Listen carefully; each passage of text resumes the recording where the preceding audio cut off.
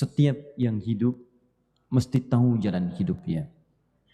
Untuk mengetahui jalan hidup itu mesti paham pemetaan alur kehidupannya.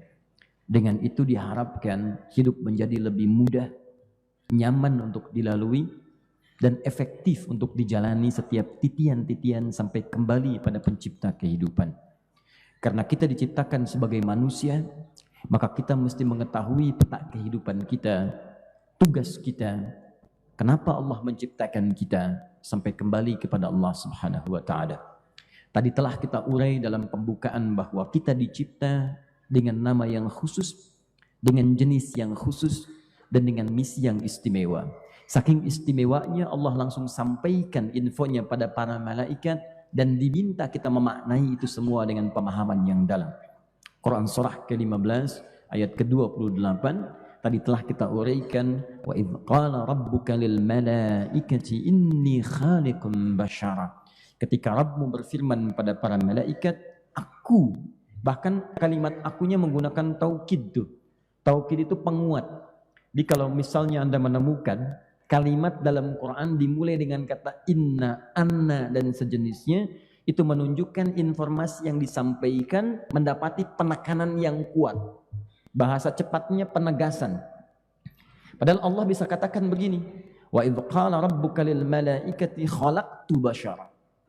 Tapi Allah kemudian memilih redaksi yang ingin memberikan penegasan yang kuat pada setiap hamba. Ini aku benar-benar telah ciptakan ya. Kalian jangan ragu ya. Aku tegaskan nih. Aku telah menciptakan makhluk yang bukan malaikat, bukan jin, bukan hewan. Dan ini sangat istimewa. Di saya, Anda, kita saat diciptakan oleh Allah itu makhluk istimewa. Kita mesti bangga. Bahkan di Quran surat 17 ayat ke-70, paling kanan di pertengahan di mushaf, itu disebutnya makhluk mulia, tak? Teman-teman, makhluk mulia. Perhatikan kalimatnya, walaqad karramna bani Adam. Kami telah muliakan semua anak cucu Adam. Kita ini makhluk mulia. Gak pernah ada statement Quran mengatakan misalnya hewan mulia, gak ada. Malaikat misalnya, ada kalimat-kalimat pujian, tapi tidak seindah apa yang disampaikan Allah kepada manusia. Biasanya kalimat-kalimatnya spesifik. Imma Jibril saja, imma Mikail saja, atau yang lain saja, tapi manusia tidak. Semua anak cucu Adam manusia. Kata Allah, karamna bani Adam, kami ciptakan semuanya mulia. Kami jadikan semua mulia. Disebutkan 7 kali dalam Al-Quran kalimat bani Adam. Jadi saya ingin katakan, kita mesti bersyukur kepada Allah, diciptakan dalam keadaan yang sangat mulia. Tampilan fisiknya terbaik. Makanya disebut ahsan. Tadi imam kita saat maghrib di rakaat kedua membaca Quran surah 95.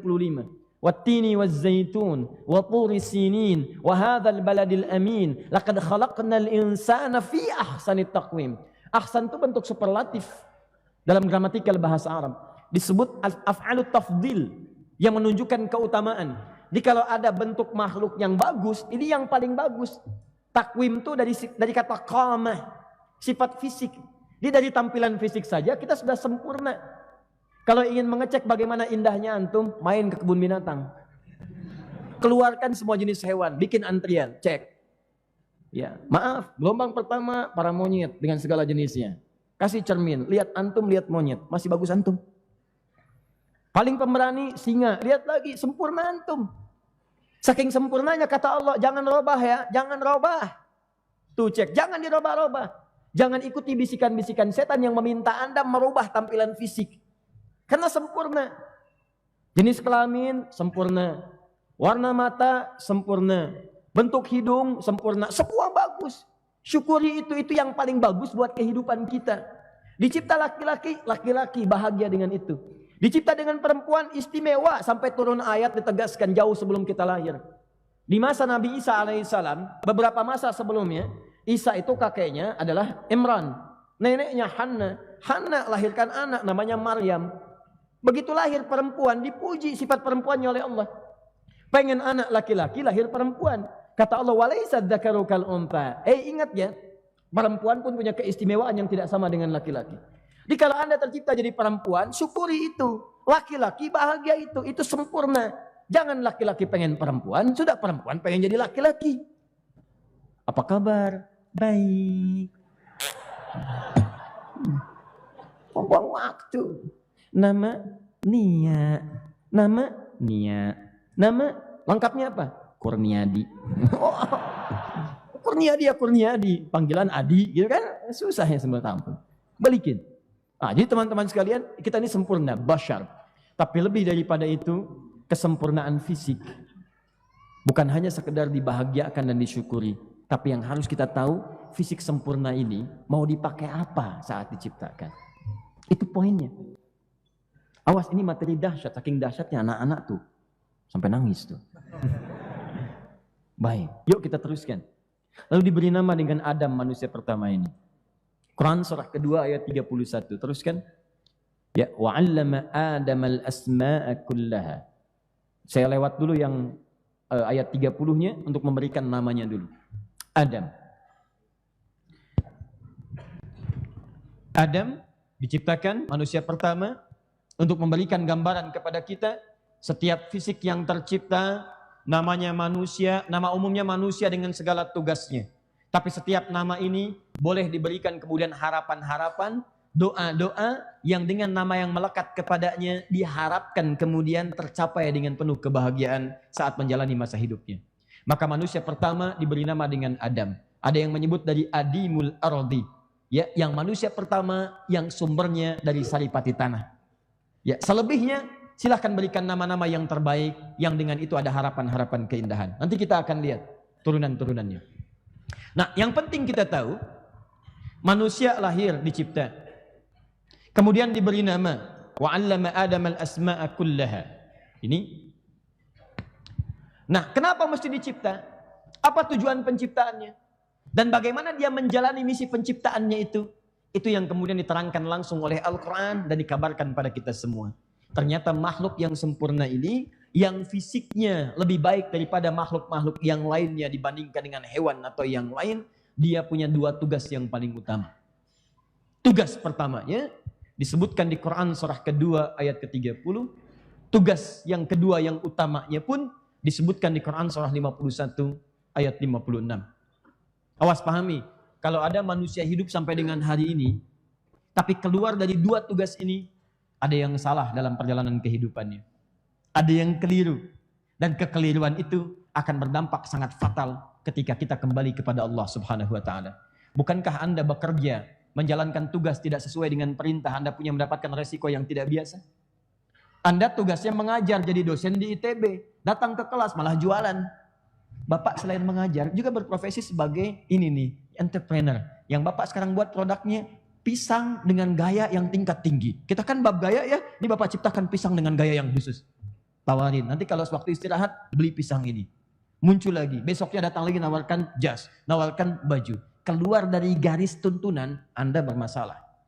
Jadi dalam hukum manusia saja, Anda meninggalkan tugas di luar kewajiban, Anda mendapatkan resiko yang tidak mudah. Bagaimana ketika hubungan Anda dihubungkan dengan Allah Subhanahu wa ta'ala yang memberikan tugas kehidupan? Satu. Awas, yang pertama ini langsung disebutkan dengan gambaran penciptaan. Masih ingat di Quran surah 15 ayat ke-28, awal ayatnya berbunyi apa?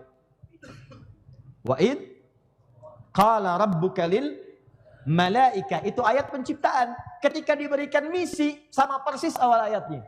Ini wa'id qala rabbuka lil malaika, yang itu pun wa'id qala rabbuka lil malaika. Buka Quran surah kedua ayat 30, paling kiri sebelah atas. Wa'id qala rabbuka lil malaikati, sama persis dengan Quran surah 15 ayat ke-28. Wa idh qala rabbuka lil malaika. Tapi yang pertama inni khaliqun basyara, yang kedua langsung diberikan penjelasan misinya. Inni ja'ilun fil ardi khalifah. Ja'il. Yang pertama khaliq. Khaliq dari kata khalaqa. Menciptakan sesuatu dari yang tidak ada. Tidak ada jadi ada. Semua bahan, semua hasil, semua macam-macam bentuk, produk segalanya tiba-tiba ada. Itu bedanya dengan makhluk.